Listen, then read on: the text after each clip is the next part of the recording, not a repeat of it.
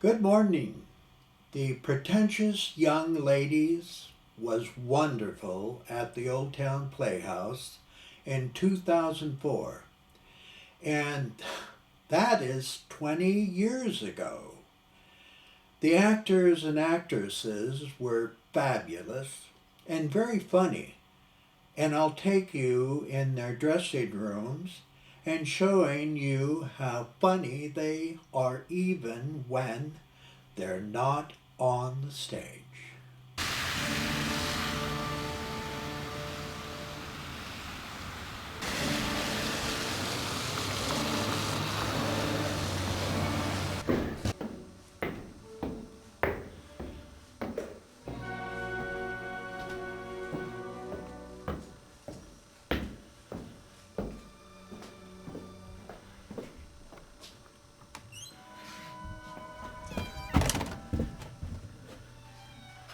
Well, this is the dressing room. This is where each actor gets ready, gets prepared, gets into character for the opening. So what you're about to see right now is the genius that goes into the preparation for each role. And as you'll see, they are a splendid group of actors. What? Yes. What is your name and what part are you playing this evening? I'm Bob, the janitor. I am the Marquis de Masquerade. I am the Vicomte de Jorelet, and this is my date for the evening. What is your name, sir, and what part are you playing this evening? Well, I have been called Mr. Capote at times, but in this particular play, I am Gorgibus. I am trying to marry off my niece and my daughter without a great deal of success. And my real name, of course, is Hedges MacDonald. Great. And do you have a wig this evening? Are you going out with your... I have a wig right here, which I generally let the hairdresser be the one to handle. Fantastic. Here it is in all its glory. My name is Scot Bufe, and I am playing the role of Monsieur Legree. No, that's Tom Zarni. Don't let him drink. Yeah, my name is Tom Zarni. Jan Dalton here. Get it from his good side. Get it from his good side. Du Quasi. So, Mr. Dalton, how did this whole thing come about? My love of Moliere from way back from high school days when I had a very precocious drama teacher say, we should do Moliere. And that's exactly what I thought these many years. So has it lived up to your expectations? It has lived up to my expectations and then some. I am ready for the big time. I'm ready for a full-length show on the main stage. Let's take it on the... Have you had to reprimand severely any of your actors? Don't you answer that question. No. They're a wonderful bunch. I love them. Who has handled the wigs for your show? That would be Michelle Joseph. She's done a marvelous job. I wouldn't do this show without her. Not to mention Interlochen coming to our aid for a couple of gold coins they wanted off us. But And choreography? Choreography, Nikki Gerard. She has been wonderful. I don't know that she's even seen a performance here of us. I think she might be here tonight. Might be here tonight. Okay, she's done a wonderful job, and she came in very professional and taught us some very simple steps, and they just won. And you have marvelous costumes, so there's got to be a costume designer. There's a costume designer. We had Sue Warner and Kathy Verstrady, but we cheated a little bit. They did 1776 a couple of years ago. So they took those and they just flowered them up and added a bunch more frills that I wanted. Frenched them up. Frenched them up. But we're ready. I mean, there's a whole bunch more, so when we do another show or a bigger show in 5 or 6 years or however long it takes that darn board to get around making a decision. Set design, we can't leave that out. Set design, well, it was more scenic design, and that was Margaret Shaw and Mike Nunn. They both did that and did a wonderful job with it as well. And we not to mention Margaret Shaw doing also she's the valet de chambre de tapissier, which was Moliere's father's job to Louis XIV in the King's Court to do the upholstery on that. And how about lighting? Was there a light designer? There was, I think his name was Wayne Erreca, if I'm not mistaken. Because no, there was not a lighting designer. So. Oh, he only sees things in blue, doesn't he? Let us not forget those wonderful composers that helped us out. And Rameau and Charpentier and who else did we have? All contemporaries of Moliere. get a chance, an opportunity to stage a full Moliere on the main stage, which show would that be? Well, it would probably be Tartuffe, but I would hold out for the Miser or the Misanthrope or the Would-Be Gentleman. I like them all, you know, and most people do Tartuffe, so maybe we should do something a little different. Well, I'm rooting for you. Everybody's rooting for you. We need Thanks. Moliere on the main stage. Okay, and what is your position here after Gilbert and Sullivan? My position here? Yes. Seated. You should talk to her for a while.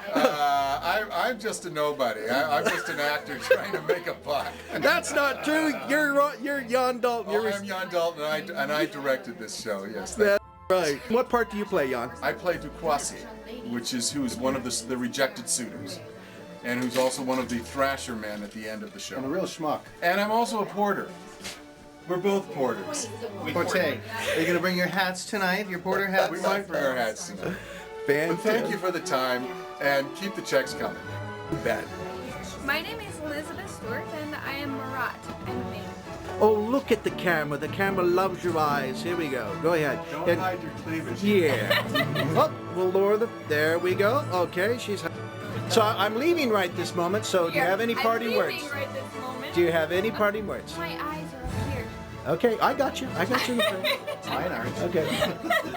So No parting words, but it's been a blast. fantastic. Break a leg. Thanks. I am Mr. Gorgeous, and I am pissed off at my niece and my daughter. They like these servants instead of the rich men that they should like, and I am absolutely at wit's end as to how to marry the damn girls. You look horribly white. Whatever it was that you drank, you need to go and check into the urgent care. And what is your name, and what do you do in this production? I'm here for the men, strictly. And your name? Michelle. Your address? Your phone number? Hold on a minute. Let me get with my secretary. Hold on. What is my phone number and my address? Where am I living tonight? I'm here strictly to beautify these pretentious young ladies. And what is your name, beautifier of ladies? My name is Michelle. Michelle. Michelle. Oh, that's wonderful. Any parting words before the show goes up this evening? Next one, I hope to be in the lead because they just put me back here backstage. What's a girl to do? And your name, and what in the heck are you doing in the show? Right now, well, I play Madeline, and I am a pretentious young lady, and it's so much fun. But right now, this dress is driving me nuts. And what adjective does that make you? Nutty. Nutty. Nutty. Good.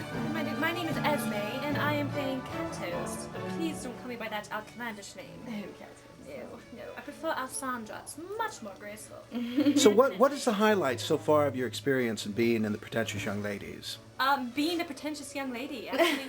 Yeah. And not having people, having people enjoy it. Mm-hmm. Being able to do it and having it be acceptable. Yeah. What is your most favorite moment on stage in this play? Oh God, I don't know. Oh yeah, me. Yeah, whenever Marat is in. It has to be her. No, I don't know. At the end, when we have our little hissy fit. That's fun. Yeah, that's fun. I don't get to do that. When they come in and we're all with the handkerchiefs. It's fun. And that's the fun part. It is enjoyable. And swooning. When What's a swoon? Show. What's a swoon? It's a bird. wonderful. Swooning. So much fun. Everyone should try it. Thank you very much, pretentious young ladies. I'm leaving. Do you have any final words? No. Okay. All right. Goodbye. Goodbye, pretentious young ladies. Goodbye. Goodbye. Yeah, next time I'd like to get paid. Snowsuit called that guy. I look like one of those street people. Hi, my name's George. Oh, hi. And who are you? I'm the furniture mover. You're the furniture mover, and what is your name? Peg Race. Oh, and how are you enjoying the show? Oh yes, tremendous. Any parting words Parting words. before you open your show tonight? Oh well, our show's already open. But parting words. No, I have no words.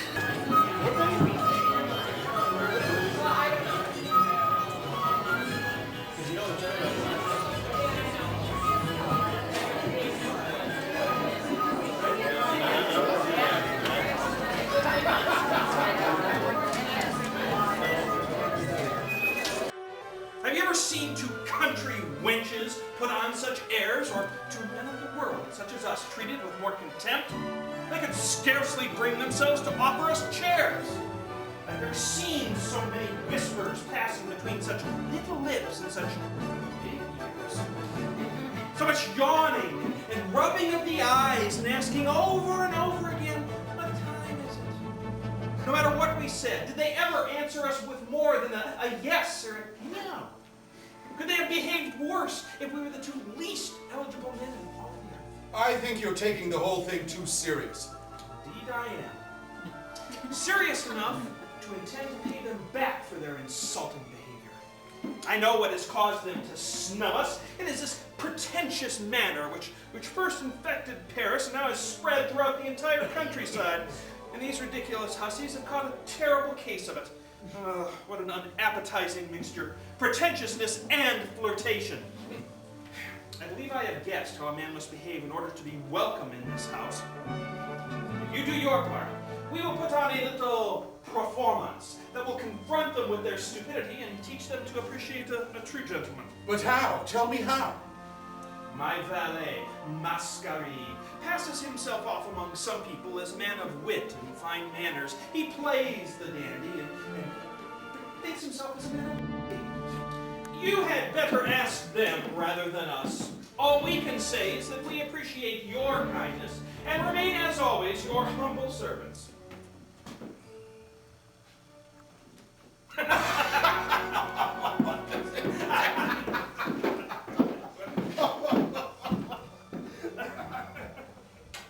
They didn't look very happy. I wonder why. I must find out.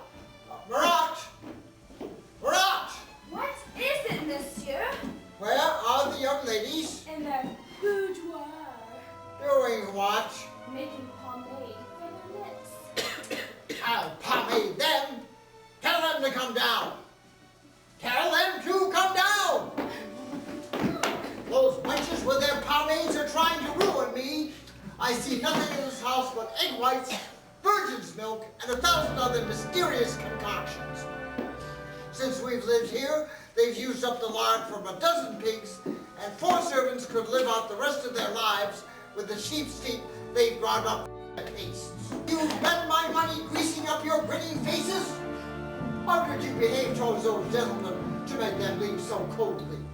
Didn't I tell you to welcome them as future husbands? Oh, but Father, what of their abominable manner towards us? Uncle, how can a sensible girl tolerate men such as those? What didn't you like about them? A fine sense of chivalry they have, to begin a relationship by treating us as wives. Well, how else would you have them begin? By treating you like concubines? I think they conducted themselves very well, and so should you. The secret ties of marriage, that's what they are concerned with. Doesn't that prove their intentions are sincere? Oh, Father, you are impossibly bourgeois. I feel ashamed to hear you speaking so bluntly. You must learn to express yourself elegantly. I don't believe all this snooty talk. I'm a simple man, and I say that the bonds of marriage are a simple and holy thing, and if you're honest, you'll talk about it right from the beginning. Oh, good gracious! If everyone thought that, a novel would end as soon as it started. What if Romeo married Juliet in chapter 1? Or Anthony were wedded to Cleopatra without any obstacles at all, instead of having to wait until the end of volume 10. What has all this got to do with me? My cousin will tell you the same thing, Father. Marriage can take place only after all other adventures have occurred. To make himself acceptable, a lover must know how to utter beautiful thoughts, to pour out tenderness, sweetness, and passion, and, very important, his wooing must follow the rules.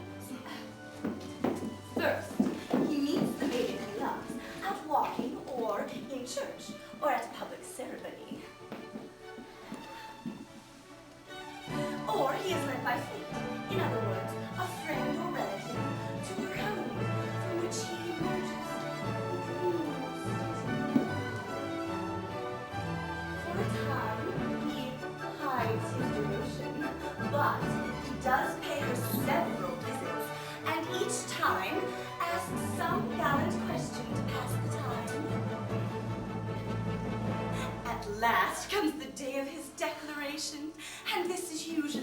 along some garden path when most of the other guests had moved out of range. The message of love promptly enrages us. Our blushes indicate this clearly, and the young man is thereby banished from our sight. For a short while, the next finds some way of appeasing us, and gradually we soften to his passionate discourse, and he is able to draw out our own vows which are unbearably painful to confess.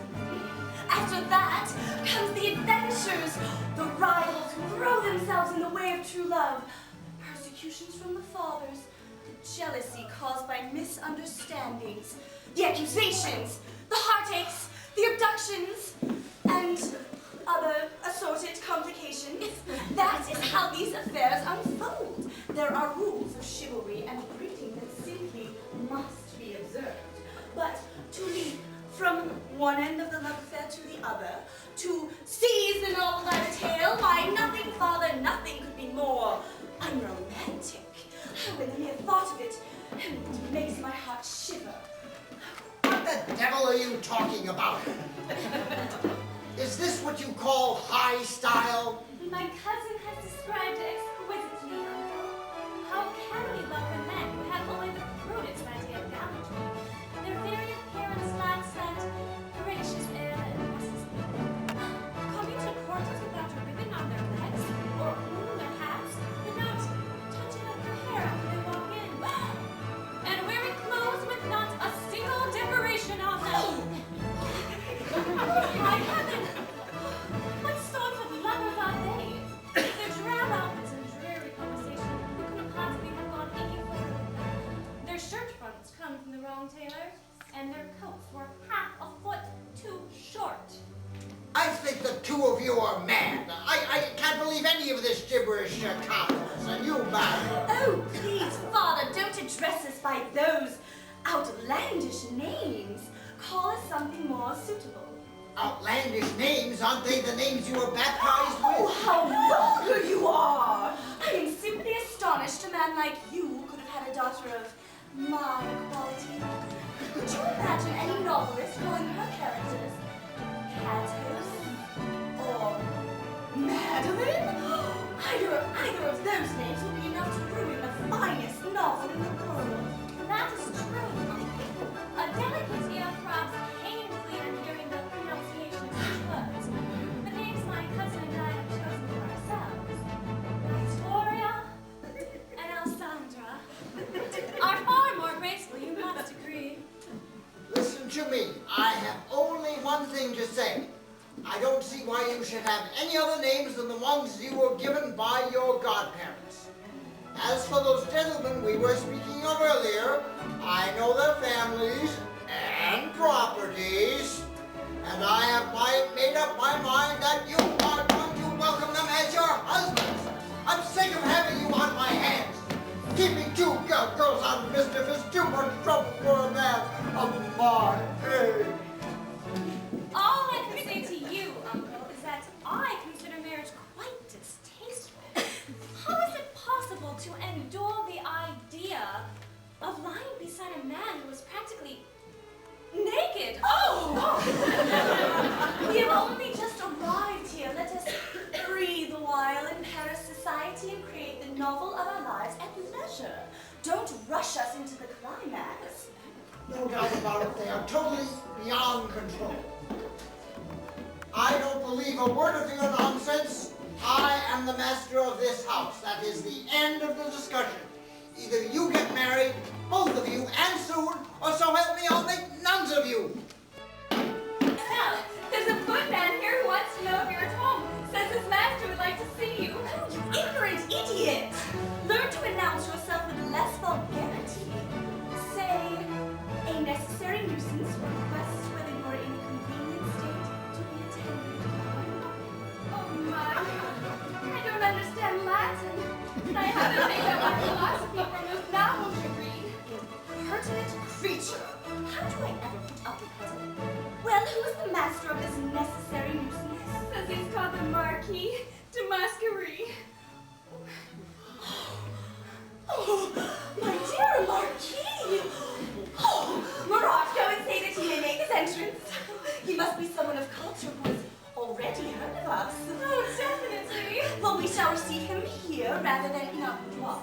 Come, let's arrange our hair and make good on our reputation.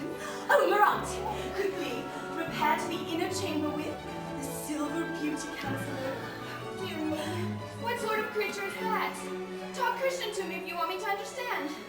Fetch us the mirror, fool, and make sure that you don't soil the glass by the reflection of your image in it.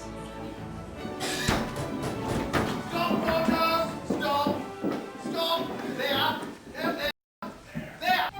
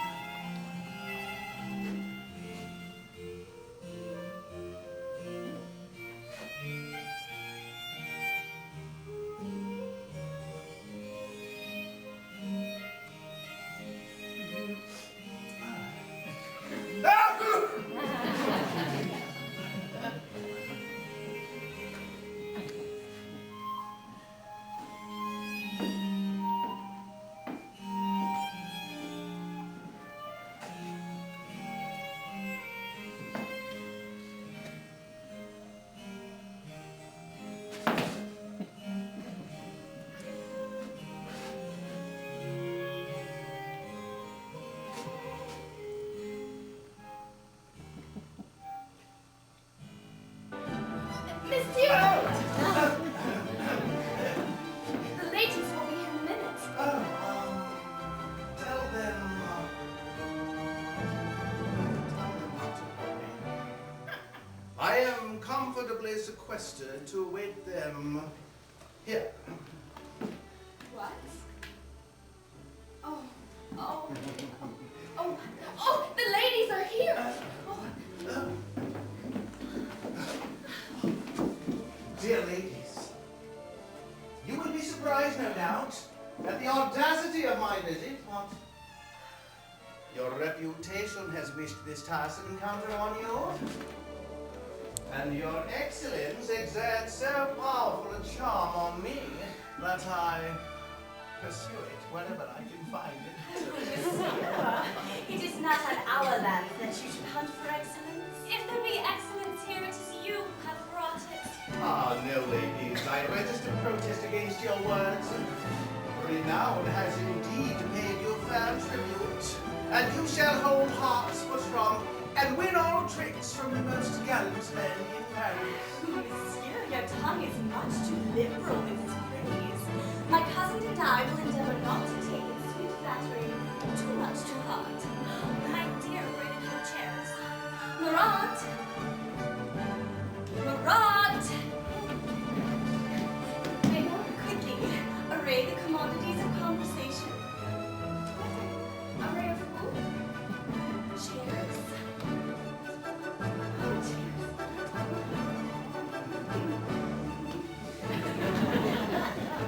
What? Am I safe here? why, what do you fear? The theft of my heart and the assassination of my liberté.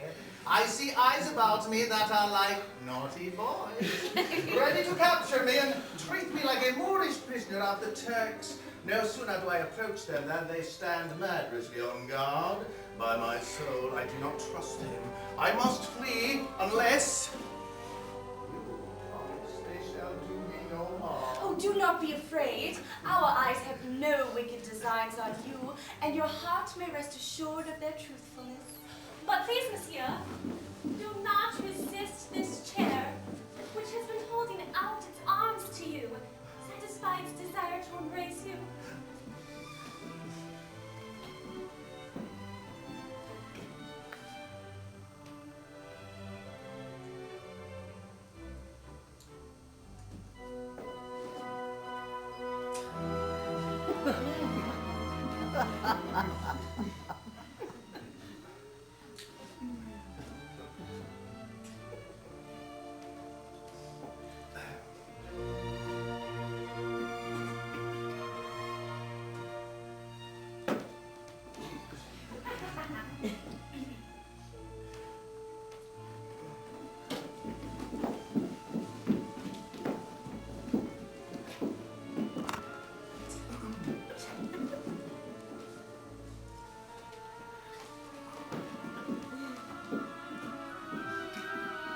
Well, ladies, what do you say to Paris?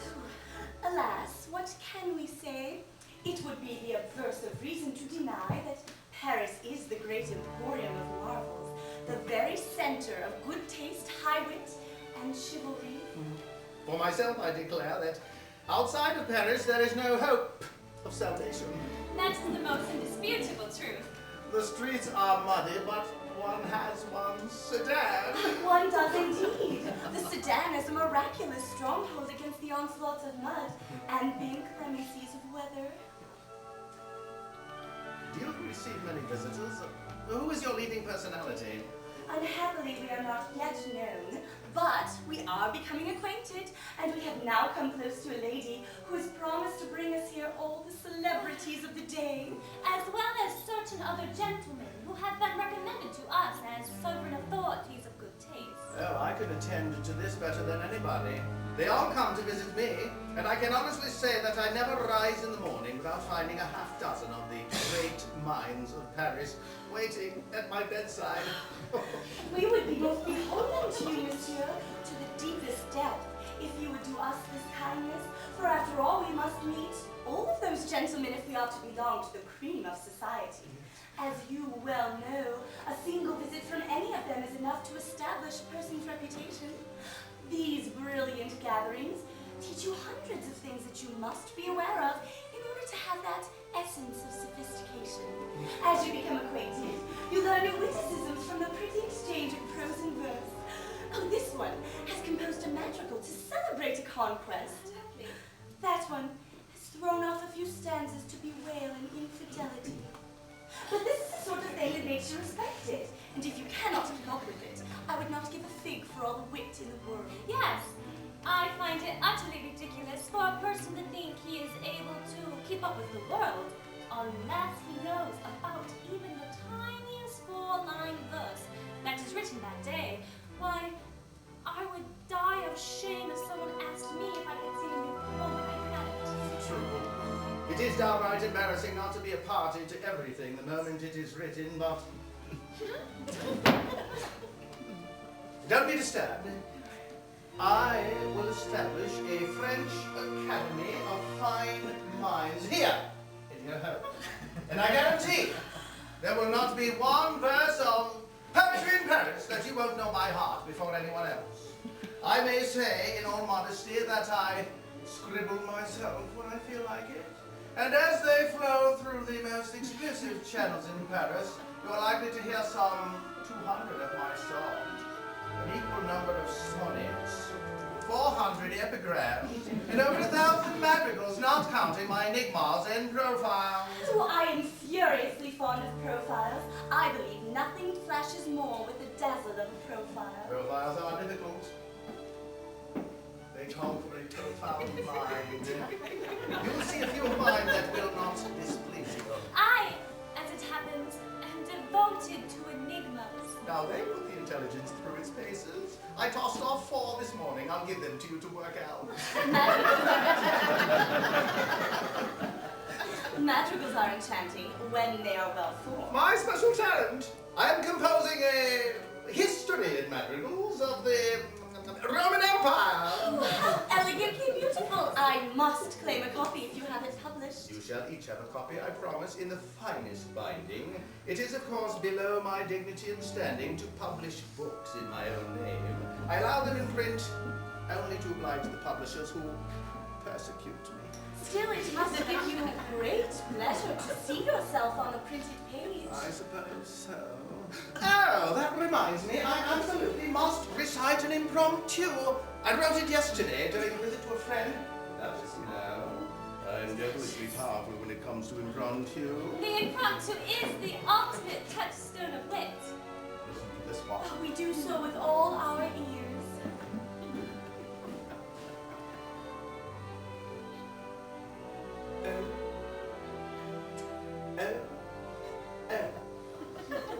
No heed I took, fearing no harm, that your sly little eye, stole my heart. Oh, grief. Stop thief! Stop thief! Stop thief! Stop thief! Stop thief! Stop thief! Heavenly! Expressed with the utmost delicacy. Everything I do has that spontaneous touch. It never reeks of the intellectual or even the scholar. It is the other end of the universe. Did you notice the opening? Oh. Something extraordinary has happened and so. Oh. Like a man who becomes aware all of a sudden. Oh. A surprise. Oh. It is such an expressive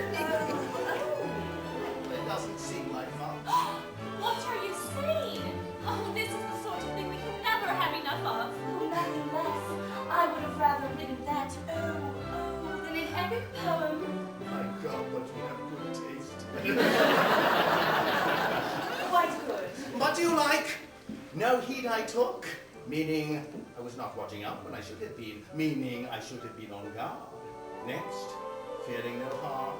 In other words, without malice or wrong intention, like a poor sheep.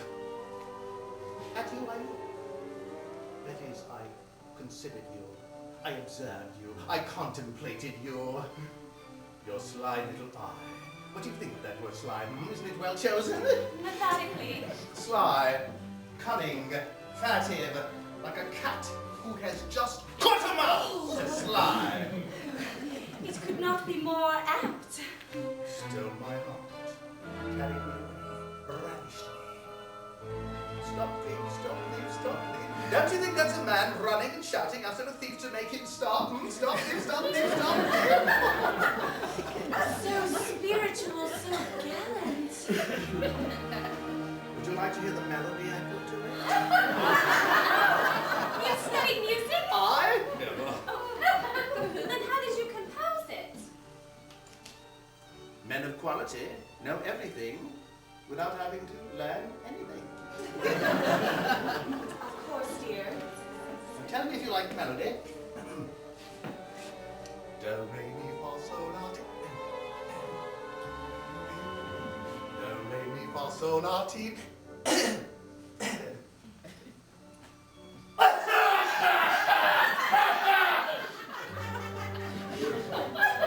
The brutality of the weather has furiously outraged the delicacies of my voice, but it doesn't matter. This is only an amateur performance.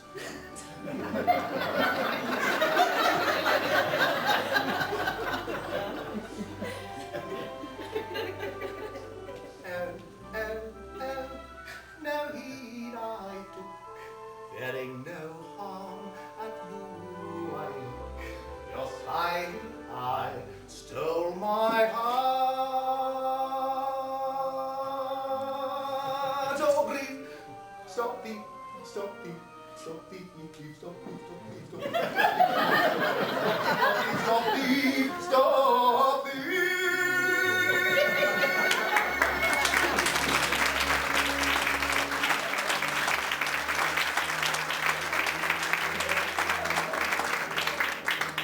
What passion there is in that melody. I could die of it. Positively crammed with chromatics. Don't you think the thought is admirably expressed in the singing? A man crying out with all his might, stop, stop thief, and then suddenly, out of breath, stop. That is indeed knowing the inner sense of things, the inmost inner. Oh, it is marvelous, I assure you. I am captured by the melody in the word. I have never been exposed to anything so forceful. Whatever I do comes to me naturally, without study. Well, nature has treated you like an indulgent mother and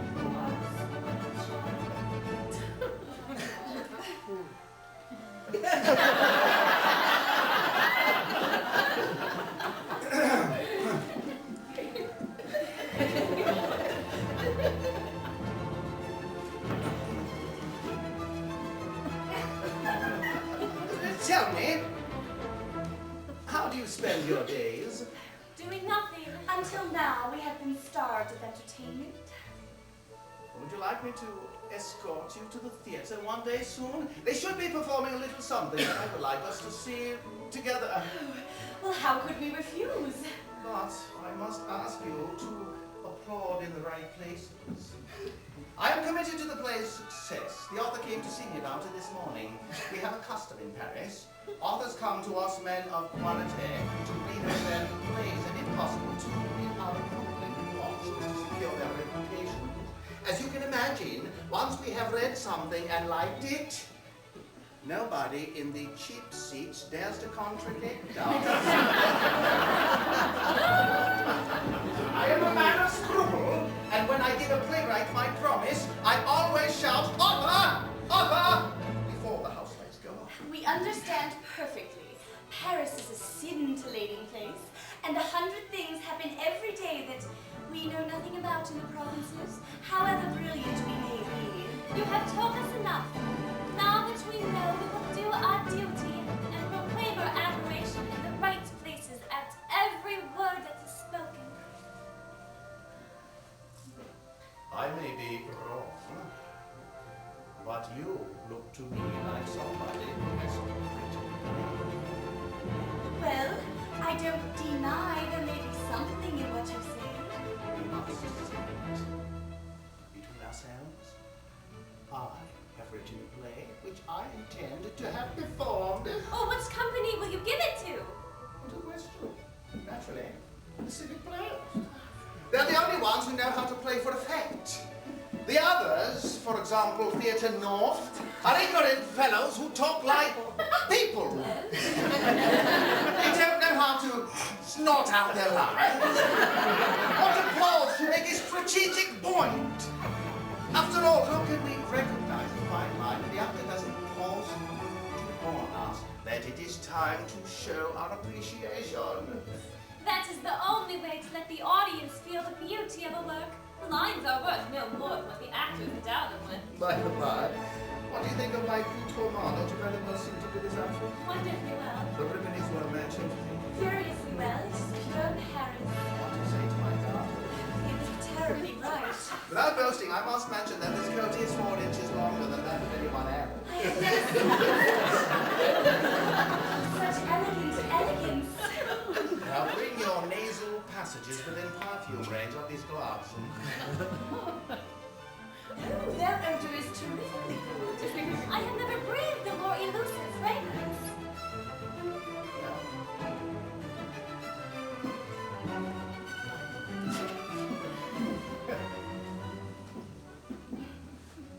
Smell my wig.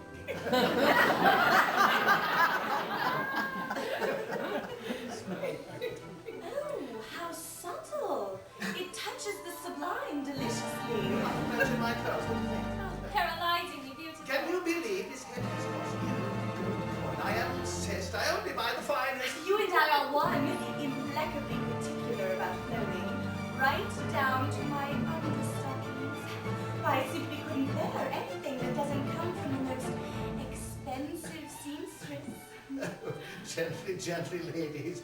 Damn my eyes, but you're being unfair. You're taking advantage of me. It's not honest. What is it? What's wrong? Both of you against my heart at the same time, attacking from the right and from the left. It's against the rules of warfare. The struggle is unequal. I must cry out, murder!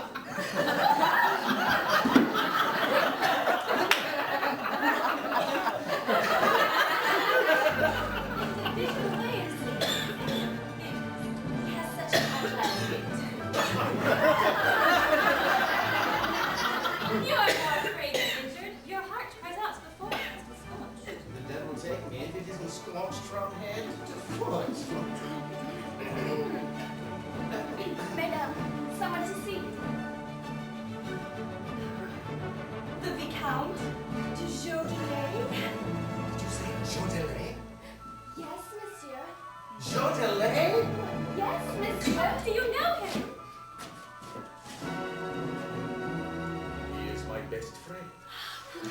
Ask him to enter at once. It has been some time since we last saw each other. I'm overjoyed at this lucky encounter. There he is! Here comes Marquis! Here comes Marquis! One more little In French! What a joy it is to see you again. My sweet are becoming known. Society is walking right up to our front door. Well, ladies, allow me to present this gentleman. I swear, he's worth your acquaintance.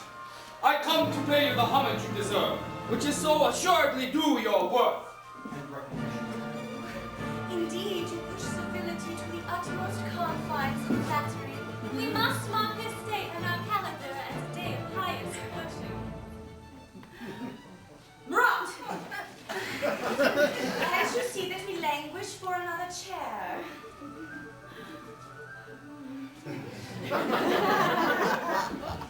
Don't be surprised, ladies, if the Viscount's face is rather pale. He has just recovered from sickness and suffering. The fruit of long nights in the palace, and the fatigues of warfare. Do you know, ladies, that in the Viscount, you see one of the most valiant men of the century, a paragon of courage. You are no less, Marquis.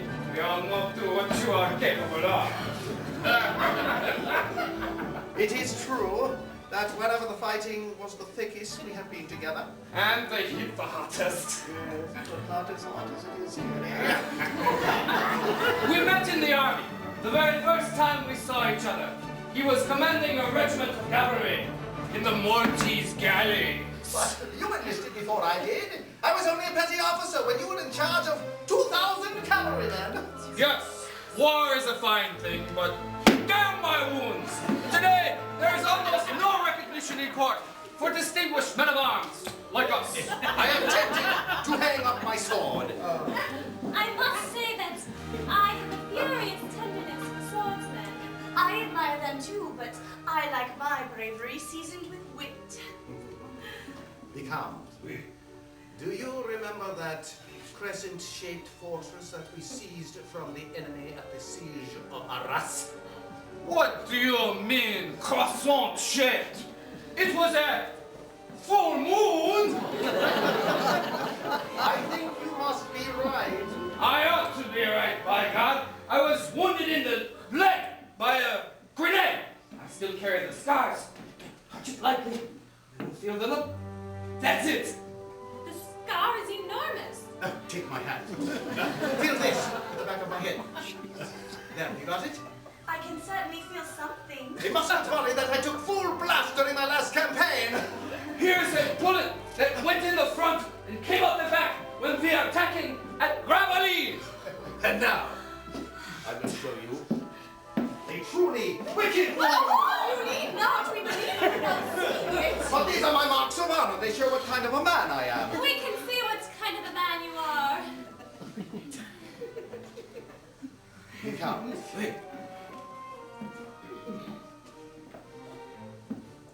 Is your carriage outside? Why? We could take the ladies for a ride and some refreshment. Oh, but we can't go out today. Well then, let's have some violins for dancing. Here! By God, that's an We'd idea. love that, but we shall need more company. Where are my servants? Cascaret, Pinot Noir, Beaujolais. Champagne, Ernesto, Julio. May they all be damned. I don't think there's another nobleman in France as badly attended as I am. They always desert me, the scum. Marat, go and find the Marquis's men and tell them to invite some violinists. Oh, and why don't you invite a few ladies and gentlemen from the neighborhood to share our lonely ball?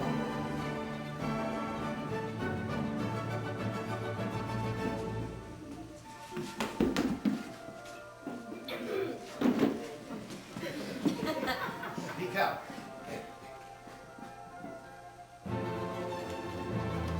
What do you say to these eyes? I say, our freedom will find it difficult leaving this house in one piece. I keep feeling a strange thumping. My heart is hanging as if by a single thread. Everything he says sounds so natural. He contrives the most beautiful language in the world. Spends his wit furiously. And to show you that I don't exaggerate, I shall make up an impromptu based on that statement. Oh, yes. I beg you with all my heart. Give us a little something written specially for us. I would do the same, but at the moment, my poetic veins are dry. I've been bled too many times these last few days. The first line always comes easily enough. It's the others that generally give me trouble. I'm trying to rush myself. Better if I take more time. That way, when it's finished, it will be the most authentic one ever written. He has the verbal burb of a demon. And the chivalry and the style. Is it long since you last saw Cortez? My last visit was over 4 weeks ago. Can you believe it? The Duke came to see me this morning. He's invited me to hunt a stag with him in the country. Ah, here come our friends. My dear friends, we beg your pardon, but these fine gentlemen had the inspiration of dancing to these sweet singing catguts, and we called for you to populate the void in our company.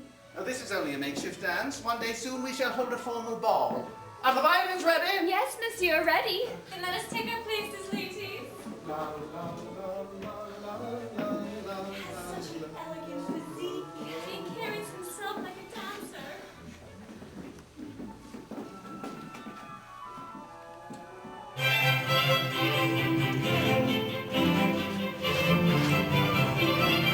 With every step I take, I tread my freedom underfoot. Keep the rhythm, violins, keep the rhythm.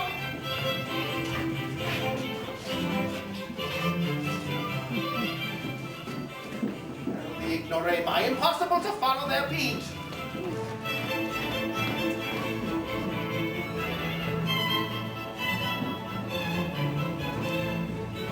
Not far to contemplate in time. La la la la.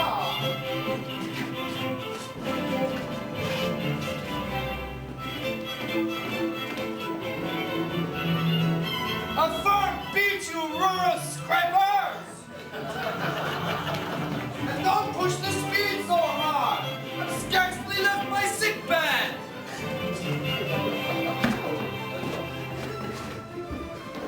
Scoundrels! We've been looking for you for hours! You didn't say we'd get a beating. You deserve this! Play the gentleman! This will show you who you really are. They don't really are. What was that about? A wager! What? To let yourself be thrashed like that? Good God, we're not going to let anything like a thrashing get me upset. I'm a violent man. I daren't let myself get carried away. But how could you put up with such an insult in front of us? Oh, it was nothing. I wouldn't even discuss, let alone present a little thing like a thrashing, especially when it comes from an old friend, eh? So! You believe that you can laugh at us behind our backs, do you? Do you? Hang it up! What do you mean by coming into our house and upsetting us like this? What do you mean welcoming our lackeys more warmly than us? Letting them woo you at our expense, letting them throw a dance for you. You're lackeys? Our lackeys! And it is neither fair nor honest of you to distract them from their work in this way. What insolence! However, from now on, if you like them, it will be for the color of their eyes. Strip down! You! You're responsible for all this foolishness, you stupid books! Pernicious entertainment for lazy minds, full of tales and stories and romances and birds and words. May you feed the biggest bonfire in hell!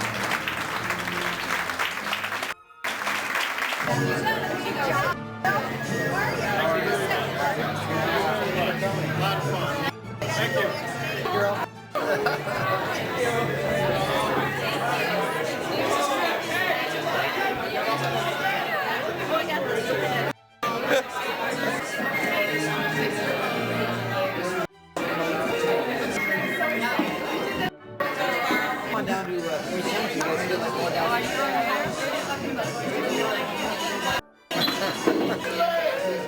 Did you enjoy? I have to say.